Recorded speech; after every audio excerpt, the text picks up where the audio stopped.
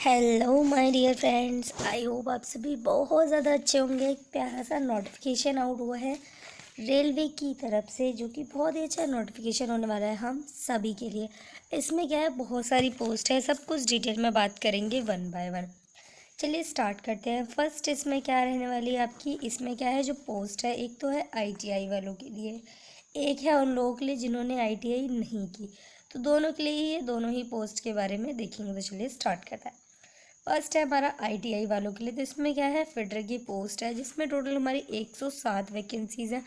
Categories आप अपने हिसाब से देख लीजिए, जैसे अगर आप यूआर के हैं, ईडब्ल्यूएस के हैं, ओबीसी के हैं, एससी के हैं, एसटी के हैं, मैं आपको टोटल वाला बता दे रही हूँ। सेकंड है कारपेंटर की 3 वैकेंसीज है। फिर थर्ड पेंटर की है 7 वैकेंसीज। मैकेनिक्स में आपकी 67 वैकेंसीज है। वेल्डर में आपकी 45 वैकेंसीज है। प्लस इसमें इलेक्ट्रीशियन की 71 वैकेंसीज़ है। एंड टोटल जो इसमें आपकी वैकेंसी हो गई वो हो गई आपकी 300 वैकेंसीज़ हो गई। और इसमें क्या है, आपको कोई बहुत अच्छी पोस्ट है, मैं बता रही हूँ, वाकई बहुत अच्छी है। नॉन आईटीआई की बात करें तो इसमें फिटर के लिए आपकी 30 वैकेंसीज़ है। एंड कारपेंटर की नहीं है, पेंटर की भी नहीं है, मैकेनिक्स की है। टोटल 15 वैकेंसी है। फिर वेल्डर के लिए 11 वैकेंसी है। इलेक्ट्रीशियन के लिए 18 वैकेंसीज़ है। और टोटल यहाँ पे आपकी 74 वैकेंसीज़ हो जाती हैं। कैटेगरीज आप ज़रूर से देख लें, तभी आपको आइडिया लगेगा कि इस कैटेगरी में कितनी वैकेंसीज़ हैं। नेक्स्ट इसमें क्या रहने वाला है, इसमें हम देखते हैं रेलवे बोर्ड पत्र संख्या इतने पर कुल, यहाँ पे तो यही बताया कि आधार पर दिव्यांग कोटे के अंतर्गत जो मतलब पीडब्ल्यूडी कैंडिडेट है वो भी इसके लिए अप्लाई कर सकते हैं।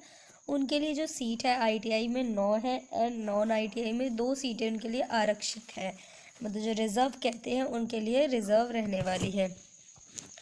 एंड नेक्स्ट हम देखेंगे नॉन आईटीआई सीटों के पद, यानी कि उनकी एजुकेशन क्वालिफिकेशन कितनी होनी चाहिए। तो अगर आप नॉन आईटीआई के लिए अप्लाई करते हैं तो आपका 10th या 12th पास होना ज़रूरी है। कम से कम आपके 50% होने चाहिए, तो आपका सिलेक्शन हो जाएगा। आपकी जितनी भी मार्कशीट वगैरह जो भी है 26 अक्टूबर तक आपके पास आ जानी चाहिए। मतलब 26 अक्टूबर तक आ चुकी हो 2023 में जो गया। नॉन आईटीआई वालों के लिए ये था नॉन आईटीआई का। अब आईटीआई वालों के लिए क्या है, उनका 10th हो या 12th हो वो होना चाहिए 50% के साथ, प्लस आपका आईटीआई भी कंप्लीट होना चाहिए। और आपके सारे डॉक्यूमेंट अक्टूबर तक आपके पास आ चुके हैं, उन्हीं के बेस पे आपका मतलब सिलेक्शन किया जाएगा। अब इस पर क्या है, आपकी एज लिमिट कितनी है। तो अगर आप नॉन आईटीआई के लिए अप्लाई करते हैं तो अगर आपकी एज 15 से लेके 22 के बीच में है तो आप इसके लिए अप्लाई कर सकते हैं, अदरवाइज़ आप इसके लिए अप्लाई नहीं कर पाएंगे। नेक्स्ट है हमारी आईटीआई के लिए, हो गई हमारी नॉन आईटीआई, ये हमारी आईटीआई। आईटीआई के लिए क्या है, 15 साल से लेके 24 साल के बीच में अगर आपकी एज है तो आप इसके लिए अप्लाई कर सकते हैं, कोई प्रॉब्लम नहीं आएगी। और अगर इसी पोस्ट में वेल्डर, ट्रेड एंड कारपेंटर की बात करें तो उसके लिए 15 से 22 साल चाहिए। 15 से 22 साल तक ये अप्लाई कर पाएंगे। प्लस इसमें क्या है, आपको एज रिलैक्सेशन भी मिलेगा। जैसे कि अगर आप अनुसूचित जाति या जनजाति से हैं तो 5 साल का, जैसे कि मैंने आपको बताया था, SC ST वालों को 5 ईयर्स का मिलता है। इंग्लिश में ओबीसी वालों को 3 ईयर्स का मिलता है। जो दिव्यांग होते हैं उनको 10 ईयर्स का मिलता है अगर वो यूआर से है तो। और अगर वो SC ST से है तो 15 साल, अगर वो ओबीसी से है तो 13 साल का उन्हें एज रिलैक्सेशन मिलता है। और अगर आप एक्स सर्विस मैन हैं तो आपको 10 ईयर्स का मिलेगा। नेक्स्ट इसमें हम बात करेंगे चयन का प्रकार, यानी कि समझ गए होंगे आप सिलेक्शन किस तरीके से होगा। तो जो आपका सिलेक्शन है, उपयुक्त विधियों को नामिका बनाने हेतु पत्र के मैट्रिकुलेशन परीक्षा में प्राप्त अंकों के प्रतिशत के आधार पर 50% से मेरिट से अभ्यर्थी की उम्मीदवार का विचार किया जाएगा। अगर आईटीआई वाले का जो सिलेक्शन है, आपकी जो मार्कशीट वगैरह उसके बेस पे आपका सिलेक्शन होने वाला है। नॉन आईटीआई चयन में यद्यपि आईटीआई उत्तीर्ण अभ्यर्थी को लिया जाएगा, परंतु उन्हें आईटीआई के प्रांतक का कोई वेटेज नहीं दिया जाएगा। अगर आप नॉन आईटीआई हैं तो आपका क्या है, आईटीआई के द्वारा आपका सिलेक्शन नहीं होगा। आपकी जो 10th की मार्कशीट, 12th की मार्कशीट है, उसके बेस पे आपका सिलेक्शन किया जाएगा। और अगर आप आईटीआई वाले हैं तो उनको वेटेज तो नहीं मिलने वाला है, उनका जो आईटीआई है उसके बेस पे उनका सिलेक्शन होगा।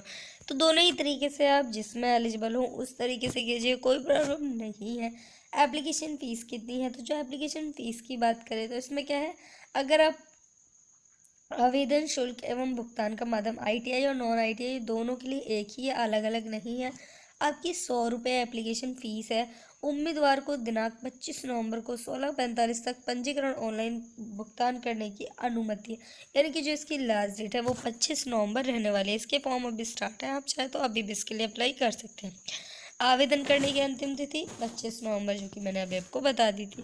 अगर बात करें इसका मतलब ऑफिशियल वेबसाइट क्या है, तो www.blw.indianrailways.government.in ये इनकी ऑफिशियल वेबसाइट है, और कुछ ऐसा नहीं है जो मैं आपको बताऊं।